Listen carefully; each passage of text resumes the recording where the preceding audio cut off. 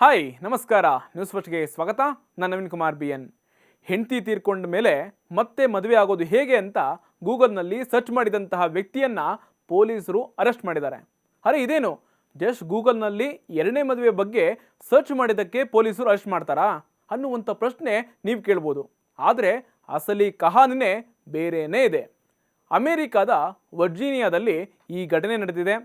Virginia ನಿವಾಸಿಯಾದ ವ್ಯಕ್ತಿಯೊಬ್ಬ ಹೆಂಡತಿ ಸತ್ತ ಮೇಲೆ ಎರಡನೇ ಮದುವೆ ಆಗೋದು ಯಾವಾಗ ಅಂತ ಗೂಗಲ್ನಲ್ಲಿ ಸರ್ಚ್ ಮಾಡಿದ್ದಾನೆ. ಜಸ್ಟ್ ಗೂಗಲ್ ಸರ್ಚ್ ಮಾಡಿದಂತಹ ಹಿಂಟ್ ಇಟ್ಕೊಂಡು ಬಂದಿದ್ದಂತಹ ಪೊಲೀಸರಿಗೆ ಮಹತ್ವದ ಕೇಸ್ ಪತ್ತೆಯಾಗಿದೆ. ಅದು ಕೂಡ ತಾನೇ ಅಗ್ನಿಸಾಕ್ಷಿಯಾಗಿ ಮದುವೆ ಆಗಿದ್ದಂತಹ ಜೀವನ ಸಂಗಾತಿಯಾಗಿ ಸ್ವೀಕರಿಸಿದ್ದ ನೇಪಾಳ ಮೂಲದ 28 ವರ್ಷದ ಮಮತಾ ಕಪ್ಲೆ ಭಟ್ ಅನ್ನುವಂತಹ ಹೆಂಡತಿಯನ್ನ ಕೊಲೆ ಮಾಡಿದ್ದಾನೆ ಅನ್ನುವಂತಹ ಆರೋಪದ ಮೇಲೆ ಅರೆಸ್ಟ್ ಮಾಡಿದ್ದಾರೆ ಪೊಲೀಸರು. 33 ವಯಸ್ಸಿನ ಆರೋಪಿ ನರೇಶ್ ಭಟ್ ಹೆಂಡತಿ ಮಮತಾ ಕಳೆದ ಜುಲೈ 29ನೇ ತಾರೀಕು ಕೊನೆಯದಾಗಿ ಕಾಣಿಸ್ಕೊಂಡಿದ್ದಂತೆ.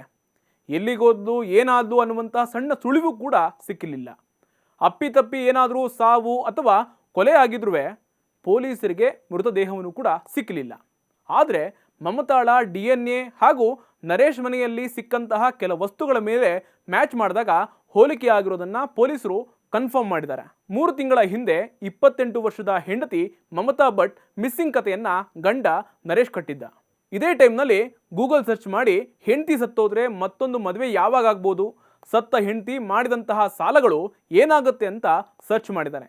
ಜೊತೆಗೆ ಕೆಲ ವೆಬ್ಸೈಟ್ಗಳಲ್ಲಿ ದೇಹರಹಿತ ಕೊಲೆಗಳ ಬಗ್ಗೆ ಸರ್ಚ್ ಮಾಡಿರೋದನ್ನು ಸ್ವತಃ ಬಲೆಗೆ ಬಿದ್ದಂತಹ ನರೇಶ್ ಒಪ್ಕೊಂಡಿದ್ದಾನೆ.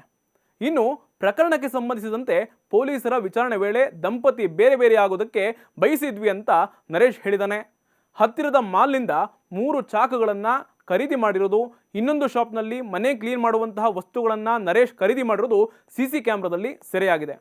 ಆಗಸ್ಟ್ 5ನೇ ತಾರೀಕು ಮಮತಾ ನಾಪತ್ತೆಯಾಗಿದ್ದಾಳೆ ಅಂತ ರಿಪೋರ್ಟ್ ಆಗಿದೆ. ಯಾರೇ ಫೋನ್ ಮಾಡಿದ್ರು ಕೂಡ ರಿಸೀವ್ ಮಾಡದೇ ಇರೋದು, ಜೊತೆಗೆ ಮನೆಯಿಂದ ಹೊರಡೆ ಬರದೇ ಇರೋದು ಕೂಡ ಸಾಕಷ್ಟು ಅನುಮಾನಕ್ಕೆ ಕಾರಣ ಆಗಿದೆ.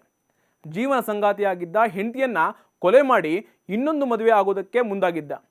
ಅನುಮಾನಾಸ್ಪದ ವಸ್ತುಗಳ ಖರೀದಿ ಜೊತೆಗೆ ಆನ್ಲೈನ್ನಲ್ಲಿ ಸರ್ಚ್ ಮಾಡಿದ್ದು ಕೂಡ ಡೌಟ್ಗೆ ಕಾರಣ ಆಗಿತ್ತು. ಇದರಲ್ಲೇನೋ ತಪ್ಪಾಗಿದೆ ಅನ್ನುವಂಥ ರೀತಿಯಲ್ಲಿ ಸಾಕ್ಷಿಗಳು ಕೂಡ ಪೊಲೀಸರಿಗೆ ಸಿಕ್ಕುತ್ತೆ. ಮಾನಸ ಸ್ಪಾರ್ಕ್ ನಿವಾಸಿಯಾದ ನರೇಶ್ ಭಟ್ ವಿರುದ್ಧ ಕೊಲೆ ಹಾಗೂ ದೇಹವನ್ನ ನಾಶ ಮಾಡಿದ್ದಾನೆ ಅಂತ ವರ್ಜೀನಿಯಾ ಗ್ರ್ಯಾಂಡ್ ಜ್ಯೂರಿ ಆರೋಪ ಮಾಡಿ ದೂರನ್ನ ಕೊಟ್ಟಿದ್ದಾರೆ. ಇನ್ನೊಂದು ಭಯಂಕರವಾದಂತಹ ಅಂಶ ಹೊರಡೆ ಬಂದಿದೆ.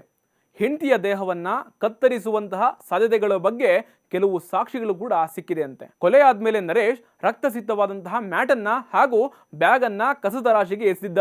ಆದರೆ ಕೋರ್ಟ್ನಲ್ಲಿ ನರೇಶ್ ಭಟ್ ಪರ ವಕೀಲರು ಮಮತಾ ಇನ್ನೂ ಕೂಡ ಬದುಕಿದ್ದಾರೆ ಅಂತ ವಾದವನ್ನು ಮಾಡಿದ್ದಾರೆ. ಆದರೆ DNA ಪರೀಕ್ಷೆಯಲ್ಲಿ ಅವರ ಮನೆಯಲ್ಲಿ ಪತ್ತೆಯಾದಂತಹ ರಕ್ತ ಮಮತಾ ಅವರದ್ದೇ ಅಂತ ಖಚಿತವಾಗಿದೆ. ಆಕೆಯನ್ನ ಕೊಂದು ದೇಹ ನಾಶ ಮಾಡೋದಕ್ಕೆ ಪ್ಲಾನ್ ಮಾಡಿದ್ದಾನೆ.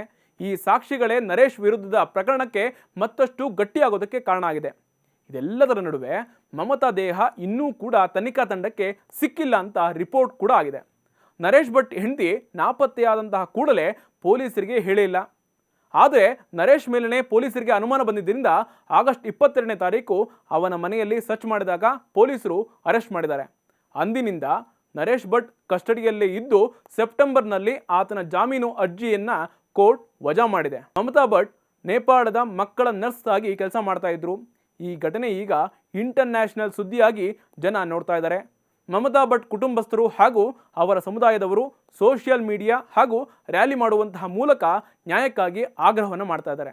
ಜುಲೈನಲ್ಲಿ ಮಮತಾ ಮಿಸ್ಸಿಂಗ್ ಆದಮೇಲೆ 3 ವಾರಗಳ ನಂತರ ನರೇಶ್ ಅರೆಸ್ಟ್ ಆಗಿದ್ದಾನೆ. ಸದ್ಯ ಹೆಂಡತಿಯ ಮೃತದೇಹ ನಾಪತ್ತೆ ಕೇಸ್ ಕೂಡ ಹಾಕಿ ಗಂಡ ನರೇಶ್ನನ್ನ ಪೊಲೀಸರು ತನಿಖೆಯನ್ನು ಮಾಡ್ತಾ ಇದ್ದಾರೆ. ಇದಾಗಿತ್ತು ಇಂದಿನ ಸ್ಪೆಷಲ್ ರಿಪೋರ್ಟ್. ಅಪ್ಡೇಟ್ ಕಂಟೆಂಟ್ಗಳಿಗಾಗಿ ನೋಡ್ತಾ ಇರಿ ನ್ಯೂಸ್ ಫಸ್ಟ್, ನಿರ್ಭೀತಿಯಿಂದ ನಿಮ್ಮ ಪರವಾಗಿ.